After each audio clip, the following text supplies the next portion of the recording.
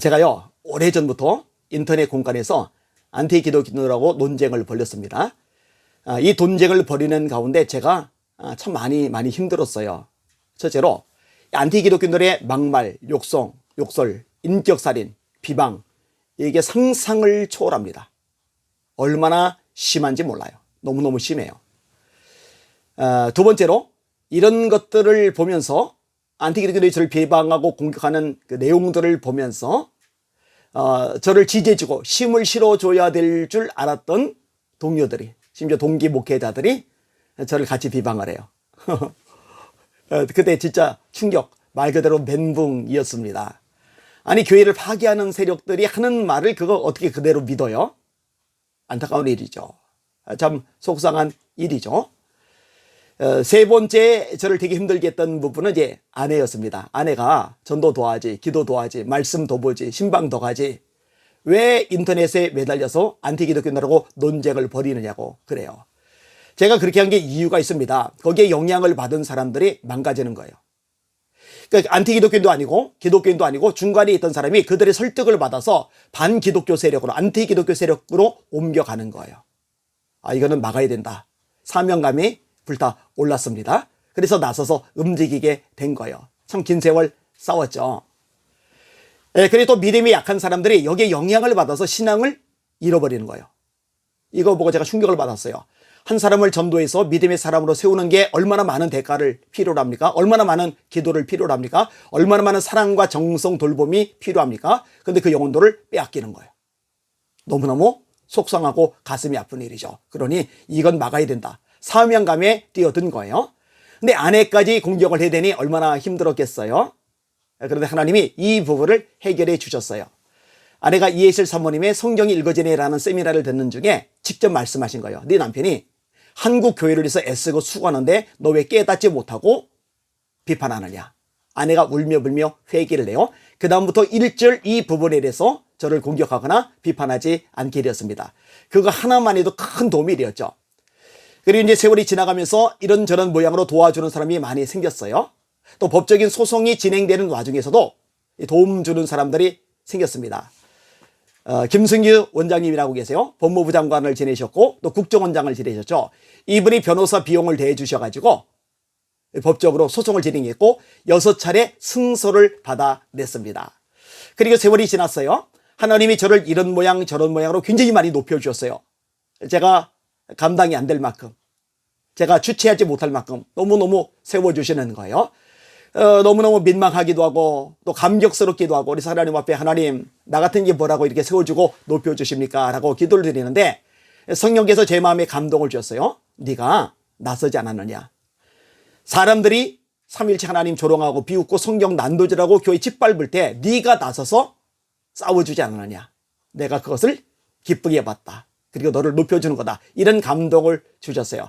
얼마나 제가 감사했는지 모릅니다. 제가 지금 전광훈 목사님에 대해서 목소리를 내고 있어요.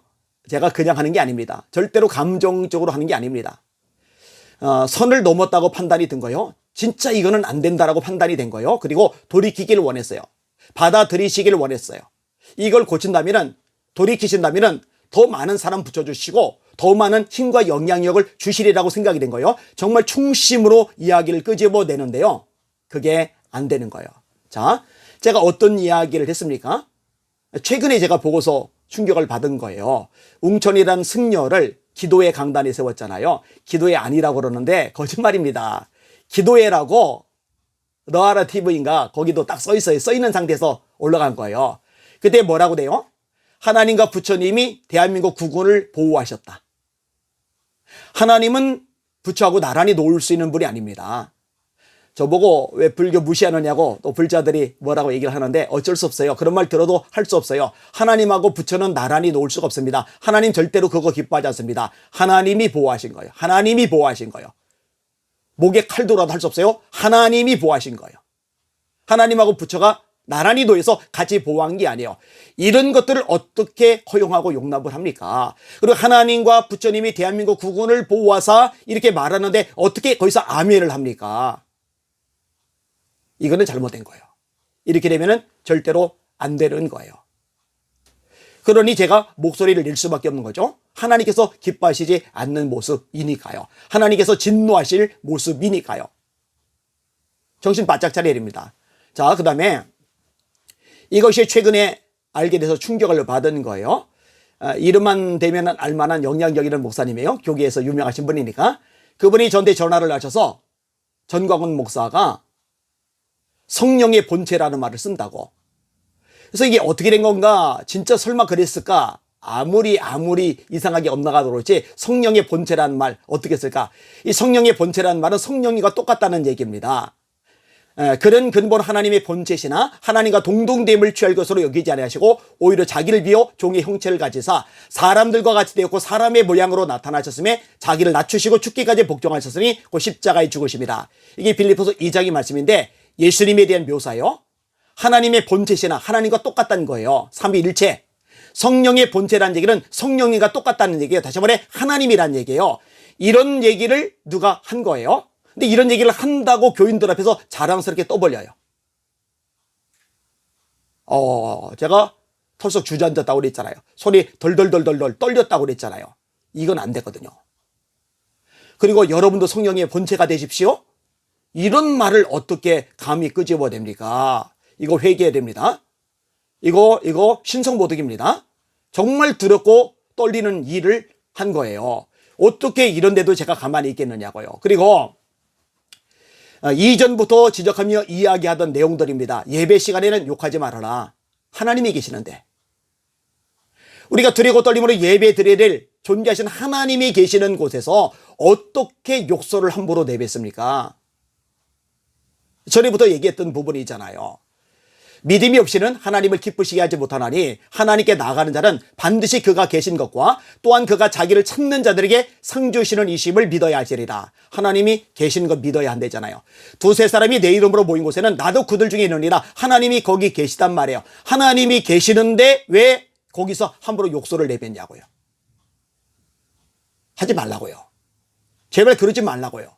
이런 건 받아들여야 되는 거예요. 왜 욕을 내뱉는데 거기서 아멘을 하냐고요. 어떻게 아멘이 나오느냐고요. 안 되잖아요. 그럴 수 없는 거잖아요. 하나님이 두렵지도 않단 말입니까?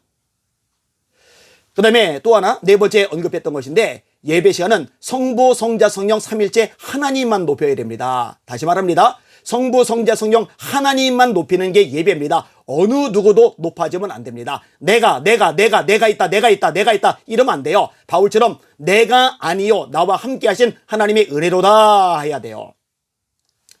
너무 자기 과시가 많아요. 너무 자기 자랑이 많아요. 너무 자기를 PR을 해요.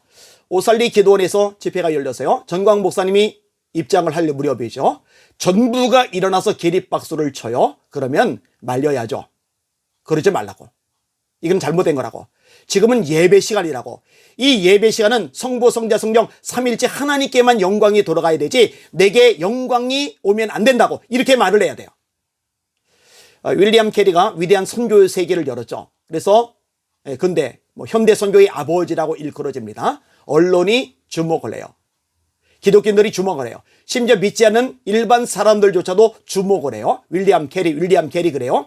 이때 윌리엄 캐리가 질색팔색을 합니다. 뭐라고 얘기합니까? 윌리엄 캐리에 대해서 말하지 마시오. 윌리엄 캐리의 구주에 대해서 예수님에 대해서 말하시오. 윌리엄 캐리에 대해서 말하지 마시오. 윌리엄 캐리의 구세주에 대해서 말하시오. 이게 하나님의 종의 마땅한 모습입니다. 그런데요, 뭐라고 얘기하는 거예요? 이 대한민국을 살릴 자는 나밖에 없다. 전광훈밖에 없다. 어떻게 그런 소리를 합니까? 하나님 영광 다 가로채는 거잖아요.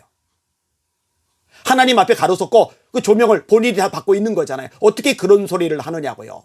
있을 수가 없는 겁니다. 그 다음에 선지자라는 말을 하잖아요. 아니 세례요한은 진짜 선지자입니다. 예수님이 뭐라 하세요? 다시 오리라는 엘리야가 이 사람이다.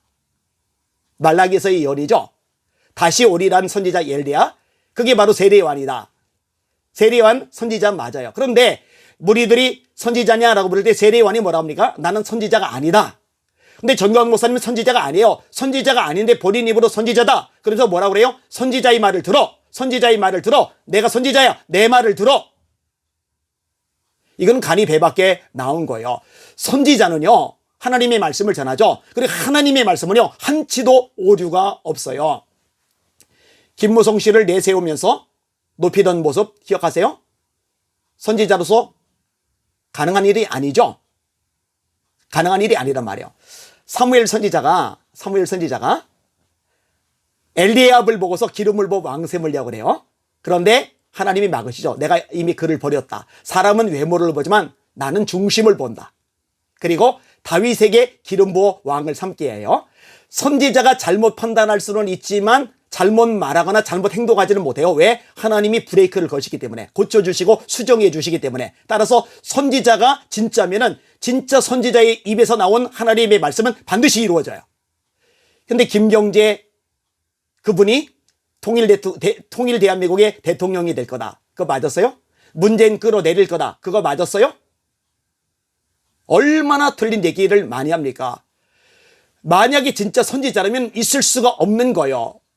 진짜 선지자라면 입에서 나오는 게 하나님의 말씀이고, 하나님의 말씀이면 100% 이루어져야 되는데 100%가 아니라 다 틀려버리는 거예요. 죄다 틀려버리는 거예요. 그런데도 선지자래요.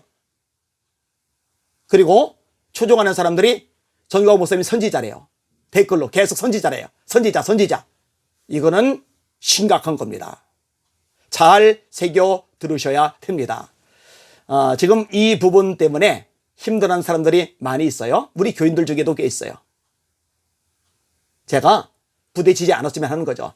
예전에 제가 섬기던 교회 교인들이 제가 안티기독교인들하고 논쟁 벌일 때 거꾸로 저를 비난하게 됐는데, 지금은 저를 비난하기는 않지만 힘들어하고 있어요. 일부. 그런데요, 그때도 그렇고 지금도 그렇고 제가 감정으로 하는 게 아니에요. 사명감을 가지고 하는 거예요. 하나님의 말씀에 입각해서 하는 거예요. 이걸 좀 잘 알았으면 좋겠다는 마음이 간절합니다. 너무너무 속상하고 가슴이 아파요. 주님 도와주세요. 불쌍히 여겨주세요. 이 기도 소리가 저절로 나옵니다. 정광 목사님, 회개하셔야 됩니다. 하나님께로 돌아가셔야 됩니다. 말씀으로 돌아가셔야 됩니다. 안 그러면 하나님이 손대실 수밖에 없어요. 제 중심 어린 이야기를 잘 귀담아 들으시기를 바랍니다. 이 방송을 듣는 시청자 여러분들 잘 분별하세요. 제발 좀 잘 분별하세요. 제가 이야기한 것이 말씀에 입각해서 틀렸다면 그걸 얘기하세요. 그리고 말씀에 입각해서 옳다면 여러분들이 그것을 따르셔야 됩니다. 제발 그렇게 되시기를 주님의 이름으로 부탁을 드립니다. 날마다 주님 바라보고 주님의 이름으로 전진하며 승리하십시다. 할렐루야.